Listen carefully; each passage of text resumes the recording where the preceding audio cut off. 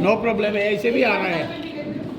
আমি অনুরোধ করব আমাদের এখানে कर रहे हैं और उसके अंदर पिछले जो 10 साल नरेंद्र मोदी की सरकार के दौरान अन्याय काल के रहे, जिसमें देश को धर्म, भाषा, जात पात के नाम पर तोड़ा गया।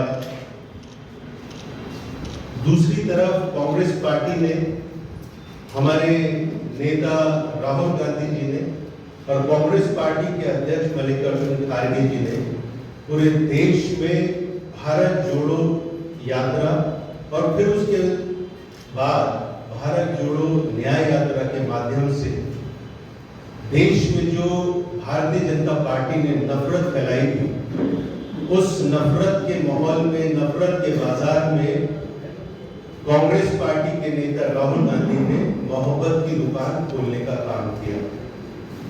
करोड़ों लोग हमारे संपर्क में आए। राहुल गांधी जी ने उनके दर्द को सुना, उनकी समस्याओं को सुना और उसके बाद में एक मसौदा तैयार किया गया। हजारों किलोमीटर कन्याकुमारी से कश्मीर तक और मणिपुर से लेकर मुंबई तक जो यात्रा चली, वो दर्द महिलाओं का, नौजवानों के आंसू, किसानों का दर्द, जो छोटे बिजनेसमैन थे, उन लोगों की तकलीफ को राहुल गांधी जी ने बहुत गंभीरता से लिया और एक पूरी टीम को तैयार किया कि जो जो समस्याएं इस दौरान हमको सुनने को मिली, जो भारतीय जनता पार्टी के समय में लोगों को प्रताड़ित होना पड़ा, महंगाई की मार से, महिलाओं के उत्पीड़न की वजह से, उसको एक डॉक्यूमेंट तैयार किया गया और उसकी बिना पर हम लोगों ने ये मैनिफेस्टो तैयार किया।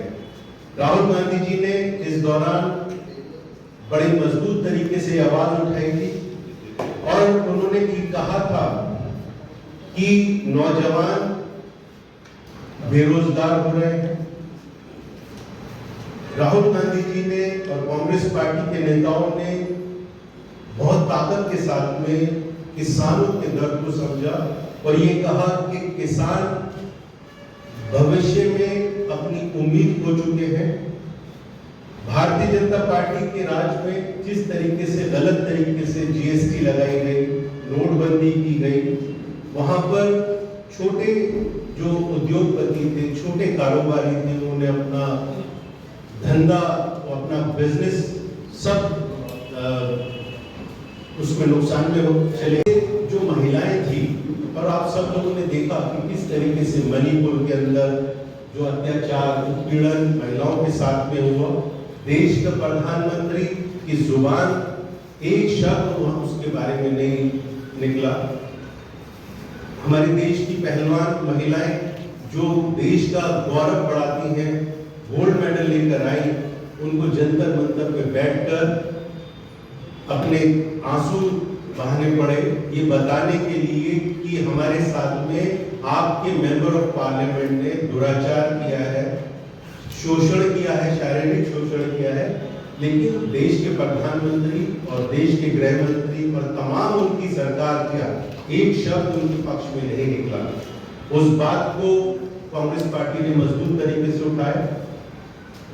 इसी तरीके से जो SC, ST, OBC माइनॉरिटी जो पूरे देश के अंदर हमें देखने को मिला कि भारतीय जनता पार्टी के नेता किस तरीके से हाथरस में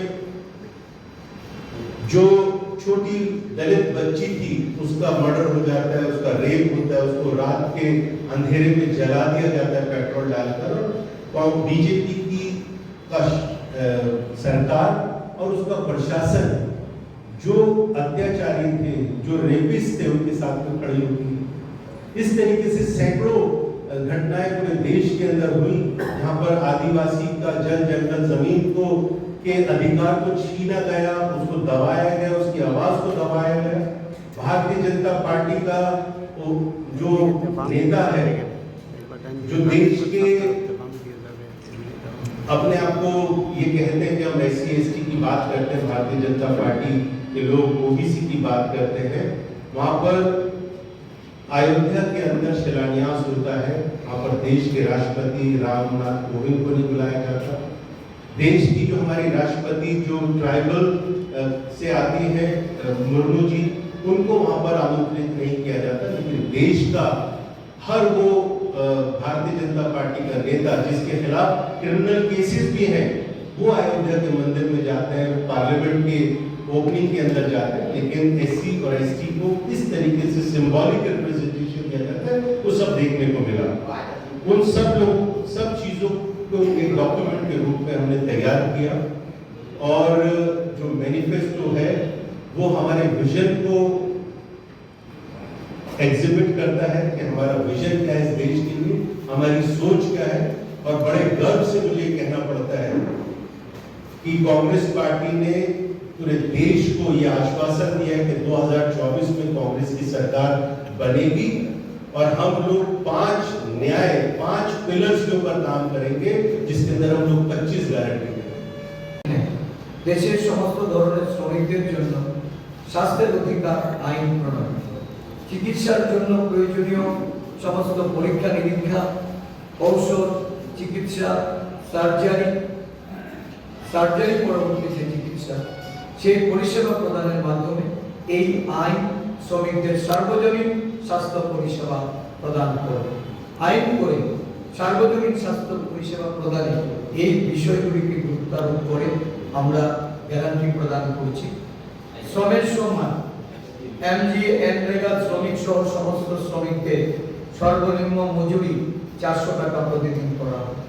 যারা সমস্ত শ্রমজীবী মানুষকে এতদিন প্রলোভিত করে প্রতারিত করেছে, যারা মজুরি বৃদ্ধির কথা বলে সারা দেশে শ্রমিকদের আজকে তারা বঞ্চিত করে রেখেছে, সেই শ্রমিকদের সাথে সম্মাননা আমরা 400 টাকা প্রতিদিন তাদের মজুরি বৃদ্ধি করব। শহরে রোজগার গ্যারান্টি, শহরের জন্য এমপ্লয়মেন্ট গ্যারান্টি অ্যাক্ট চালু করা হবে। এই গ্যারান্টির মাধ্যমে শহরের যারা রোজগার বা কর্মসংস্থান যাদের নেই তাদেরকে এর আওতাভুক্ত করে এই গ্যারান্টি আমরা বাস্তবায়ন করব। শহরের সমস্ত কর্মসংস্থানে কাজের সঙ্গে শ্রমিক মেহনতি মানুষকে যুক্ত করা হবে।